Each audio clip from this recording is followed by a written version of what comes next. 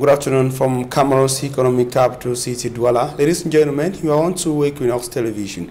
Thanks for joining us on our bilingual edition of news, and the first part is in the French language with Julien Bert-Bissa. Julien Bert-Bissa, good afternoon. Bon après-midi à vous, Formi Armstrong Sanda. Mesdames et messieurs, bon après-midi à tous et merci de choisir Equinox Télévision pour vous informer. Soutien aux forces de défense et de sécurité sur le théâtre de la guerre dans les régions anglophones. Le ministre de la Défense en charge, le ministre de la Défense Joseph Betty Assomo entame ce lundi une tournée dans les régions du nord-ouest et sud-ouest. Joseph Betty Assomo y va pour galvaniser et remobiliser les militaires au front contre des bandes armées qui, en l'espace de 2 semaines, ont tué une dizaine de personnes, causé de nombreux blessés, terrorisé des populations et kidnappé des personnalités. Le dernier en date, le cardinal Christian Toumi et le faune d'un sceau, toujours entre les mains de ses ravisseurs. Des jeunes d'Afanlong dans le département de la Meufou et à Famba appelés à inviter à saisir les opportunités qu'offre l'approche IMO pour s'occuper utilement et pourquoi pas se lancer dans leur propre compte afin de sortir de la pauvreté. Marcelin Gansop et Charles Melingui. La commune d'Afanlong est l'une des plus enclavées du département de la Meufou et Famba, avec en plus un taux de scolarisation peu enviable. On n'a pas de lycée, on n'a que le CS. Étant donné qu'il y a une misère rampante à Afanlong, beaucoup d'élèves s'arrêtent en classe de 3e. Dès qu'ils ont leur BPC, ils ne continuent plus. Ils s'arrêtent, ils commencent soit à boire, soit à faire des champs parce que les parents n'ont pas de moyens d'envoyer leurs enfants hors de la commune. Ces jeunes qui n'ont pas pu poursuivre les études peuvent être utiles au développement de la commune à travers l'approche IMO, entendez haute intensité de main-d'œuvre. On a l'agriculture que les jeunes peuvent implémenter. Il y a même les routes. Quand on fait le désenclavement de certains bassins, il y a des caniveaux à curer, il y a des bus à curer. Si on associe à tous les projets le côté IMO, je crois que les prestataires seront plus sérieux parce que la population sera regardante. Pour un début, le tronçon qui va du carrefour de la commune à la place de l'Indépendance va permettre aux jeunes qui ont été retenus de faire leurs preuves à travers le pavage et l'assainissement en approche IMO. Ce projet IMO vient mettre fin à l'exode rural des jeunes. Voici un projet qui va au moins sédentariser positivement les jeunes de la commune d'Afanlong. Et je voudrais ici lancer un appel à tous ceux qui ont été retenus dans le cadre de ce projet de comprendre et d'intégrer que le développement est participatif. Chacun doit apporter sa pierre. Avec des jeunes qui s'occupent utilement au lieu de vadrouiller, la commune d'Afanlong ne pourrait que mieux se porter. Je ressens que grâce à IMO, ma vie peut changer. Grâce à IMO, je peux faire développer ma vie. On a donc cette catégorie de jeunes qui sont vraiment désœuvrés. L'argent qu'ils vont travailler, cet argent va permettre qu'ils créent des petits projets générateurs de revenus et qui s'installent à leur propre compte. Tout ce qui se passe, Madame le maire, on n'a pas ceci, Madame le maire malade, Madame le maire Maria, Madame... Donc je crois que la mairie va un peu respirer. L'avantage de l'approche IMO est d'impliquer la main-d'œuvre locale à la réalisation des projets de développement. Les jeux d'Afanlong ont été imprégnés des méandres de cet outil novateur afin que chacun joue efficacement sa partition. Ces maçons seront jugés au pied du mur. Gouvernance forestière, les communautés villageoises du département de l'Océan dans la région du Sud sont abandonnées à la misère malgré l'exploitation de leur bois. Le constat vient d'être fait par des acteurs de la société civile en concertation dans la ville de Kribi. On voit tout cela avec Joseph Abena.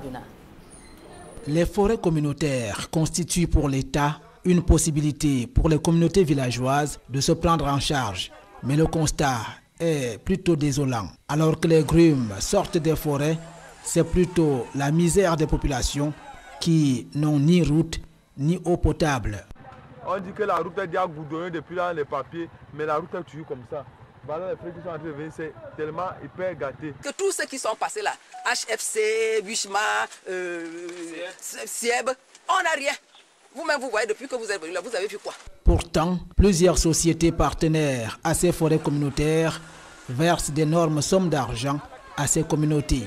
De la mauvaise gouvernance, c'est-à-dire quand on parle de la gouvernance forestière, il y a deux mots-clés, c'est-à-dire les dirigeants et le guide.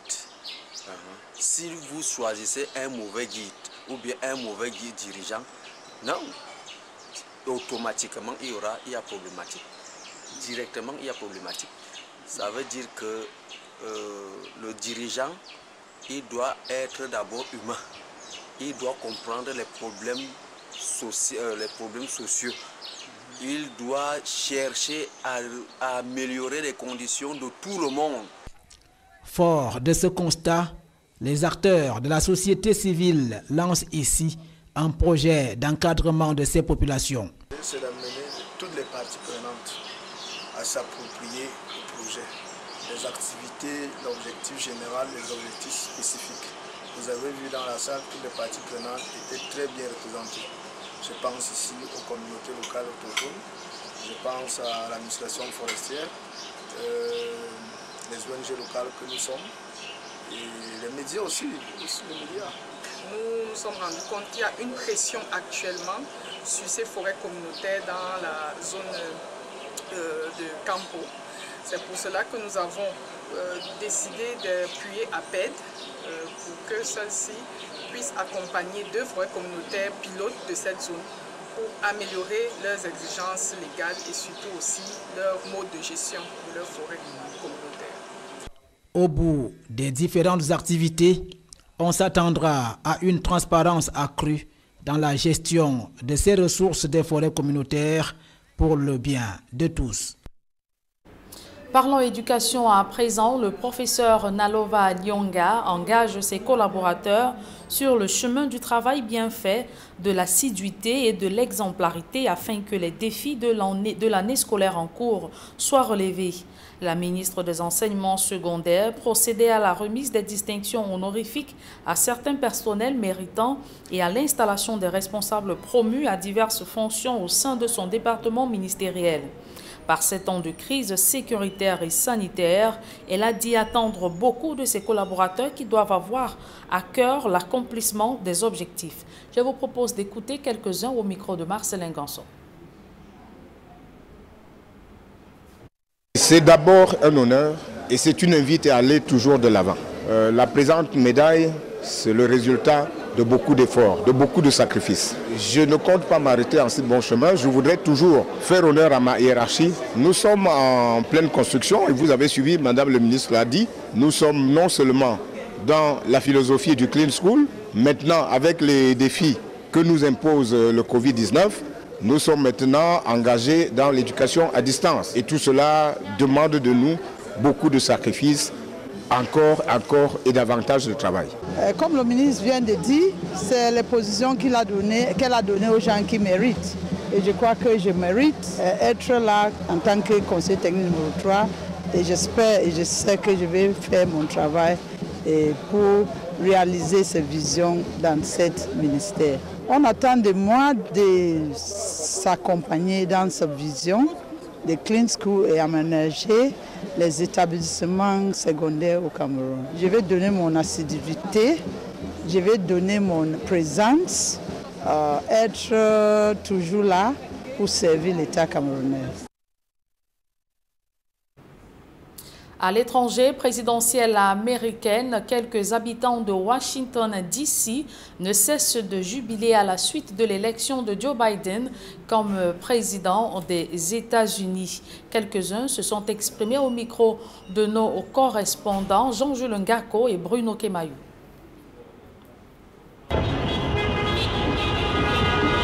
Le verdict tant attendu d'élection présidentielle américaine est enfin tombé. Le candidat démocrate Joe Biden devient le 46e président des États-Unis. Après l'annonce des résultats, des centaines d'Américains ont convergé vers la Maison-Blanche pour laisser exprimer leur joie. Ambiance. C'est incroyable de voir une femme noire élue vice-présidente aux États-Unis. C'est si émouvant de voir les Américains sortir tous ensemble pour fêter cette victoire et nous espérons le meilleur pour le futur.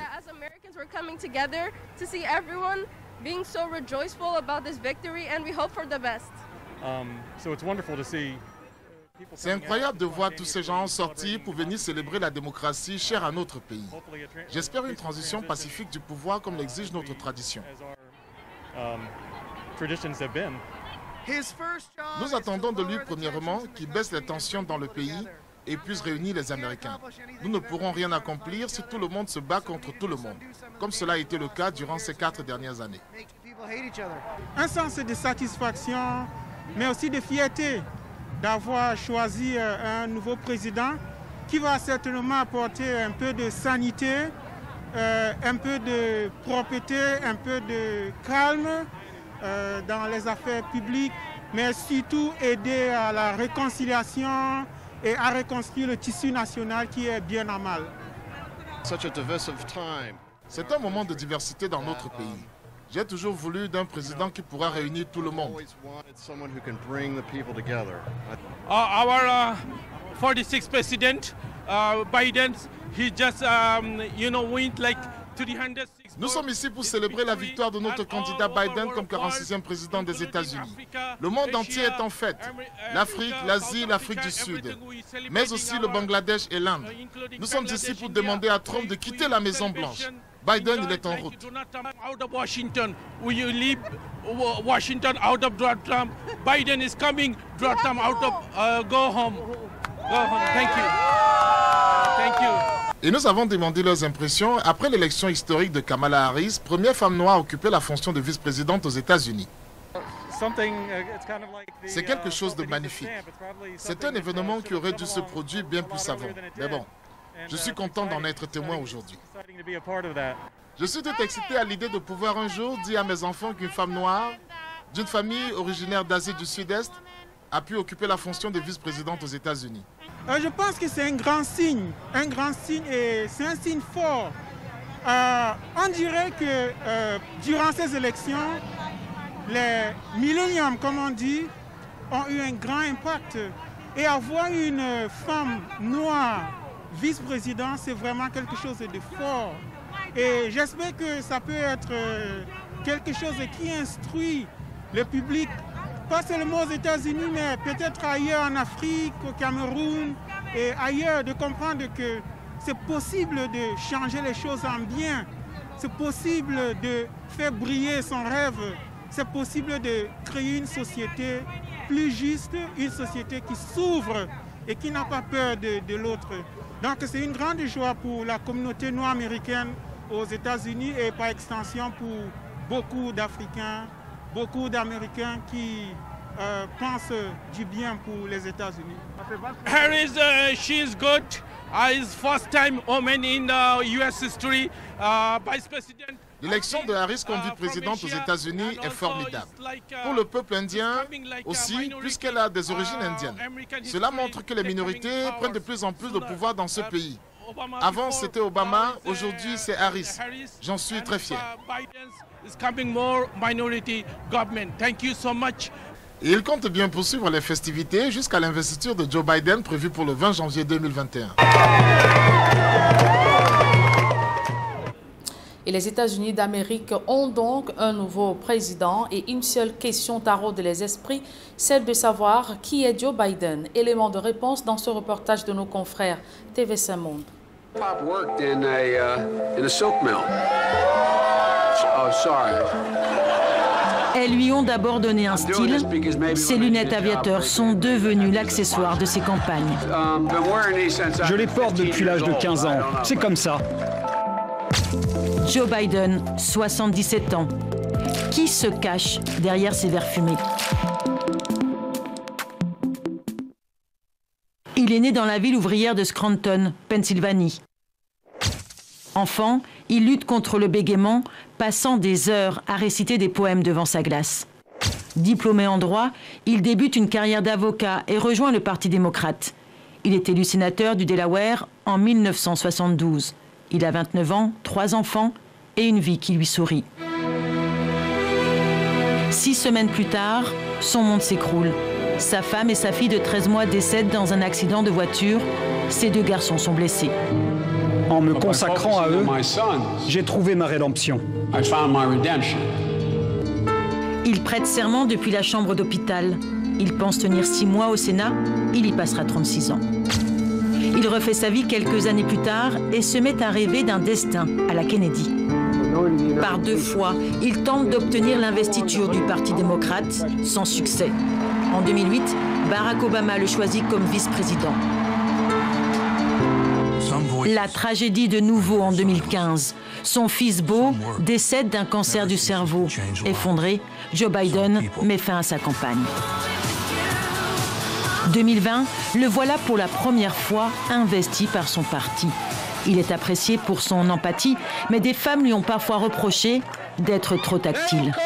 Le candidat démocrate se révèle aussi gaffeur, s'en mêlant les pinceaux.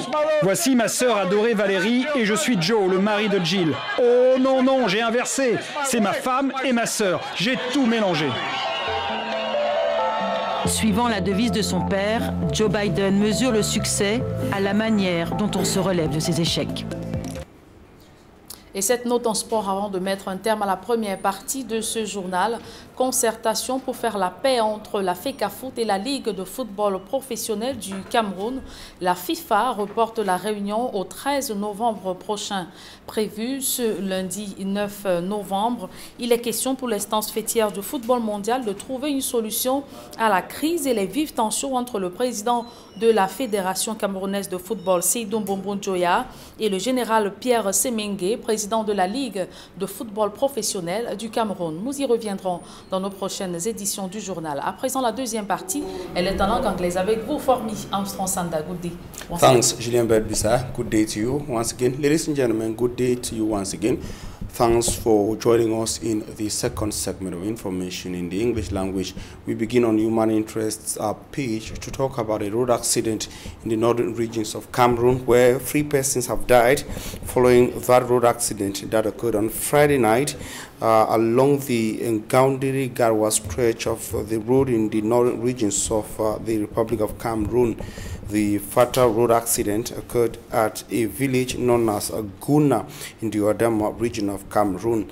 The head-on collision between a pickup vehicle and an interurban transport vehicle left 8 persons severely wounded, killing 3 on the spot.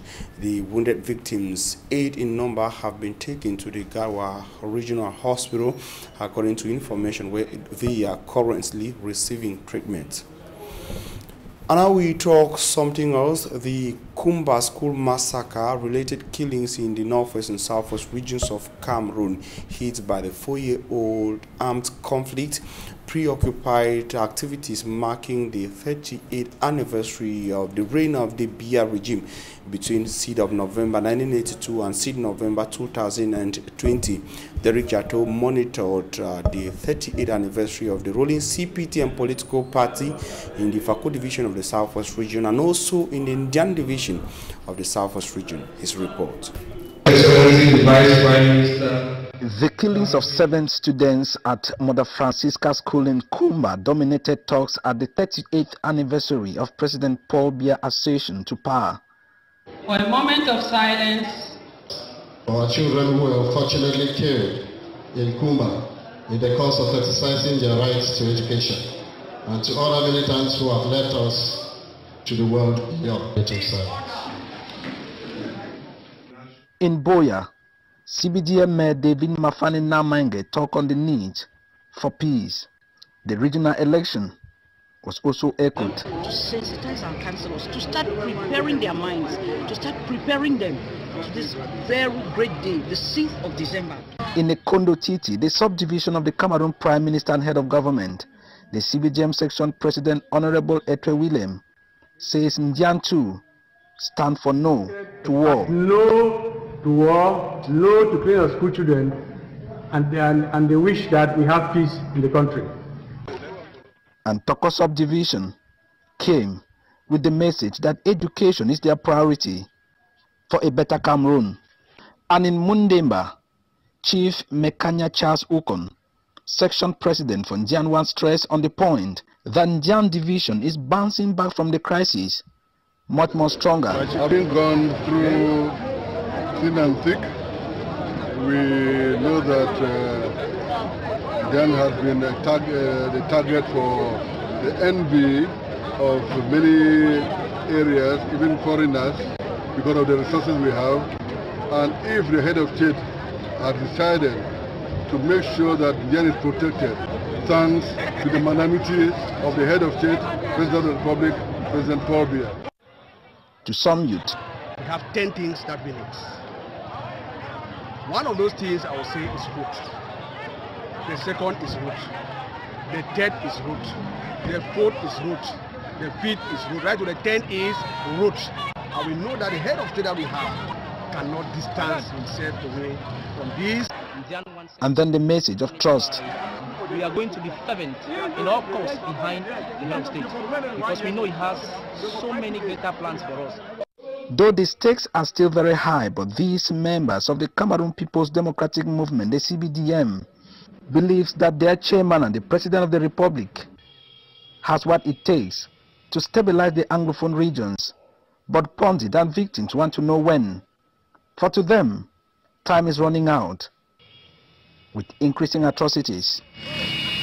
And we talk something else. The paramount ruler of the South Fondom, Fon Sembilo, the first is still in the captivity or in the hands of abductors. Unidentified gunmen abducted the ruler of the South Fondom in the Bui division of the northwest region of Cameroon in Babai village in Babesi subdivision of the Ngokitunja division, northwest region of Cameroon. The Fon, who was abducted by key notables of the South Fondom, was returning to the South Fondom after spending close to 2 years out of the Fondom as a result of the insecurity rogging the northwest and southwest regions of Cameroon, and most especially the South of Fondom, and of course the seat of the South Fondom, which is Kumbu. They were abducted and taken to an undisclosed destination. Another key official who was taken alongside the phone was later released. That is His Eminence Christian Cardinal Tumi, but this phone is still in the hands of unidentified individuals together with his notables of the South Fondom. It should be recorded that the abduction of the phone generated widespread condemnation, especially from people, inhabitants of the locality, and of course people from within the South Fondom. And now we talk something else in line with the people of the northwest and southwest regions of Cameroon, to say that the people of the Wimbum community, that is the Wimbum people in Douala and beyond, have been told that the recently launched international and national bid to tender for the construction of the Kumbum-Kambe Messages stretch of the Ring Road is one of the many government's projects in the pipeline for the Kambe and Du subdivisions of the Donga Mantu in the northwest region of Cameroon. The call was made by Honorable Tamfo Mingala Gerard, Member of Parliament for the Donga Mantu Central Constituency, during a civic reception organized in his favor by the Wimbum Cultural and Development Association in Douala Town on Saturday. In his message, the Wukuda President, Mr. Mfomi Joseph, congratulated the MP for his brilliant election to the Glass House last February the 9th and his appointment as the pioneer president of the Parliamentary Network for the Secular Economy PANSEC, while saluting his contribution to the educational, cultural and infrastructural growth of the Wimbum land. The Wikuda president asked him to facilitate the movement of goods and services in and out of the Donga Mantu division. The ceremony that brought together top Wimbum elite in Douala was also an occasion for the Wimbum community chief in Douala, Chief Bakari III, and members of parliament to ask the elite and the MP to create more jobs for their people and also maintain security back home. At the end of the day, we hooked up with the MP. I want to start by thanking all of you for this mark of confidence and for this sign of love that you have given to my humble personality. To have come out here in your numbers to welcome me here today after my journey to Parliament is a sign that you've recognized me as one of yours, as your son, as your brother, as your husband. At the same time, we live in a community where people must have different opinions, but each and everyone's opinion must be respected. It is very important. You can disagree without being disagreeable. You talk to your brother, he has a different opinion. We bring the different opinions together to help grow the community. So I want to say that let's continue living in unity. In unity, we shall prosper. I want to say a little bit about the things that the president enumerated here in his speech. He was talking about bringing our children together, making sure that they have jobs, making sure that we have good roads. I will let you know something. When I campaigned for office, I promised my people that you will see a difference. A difference.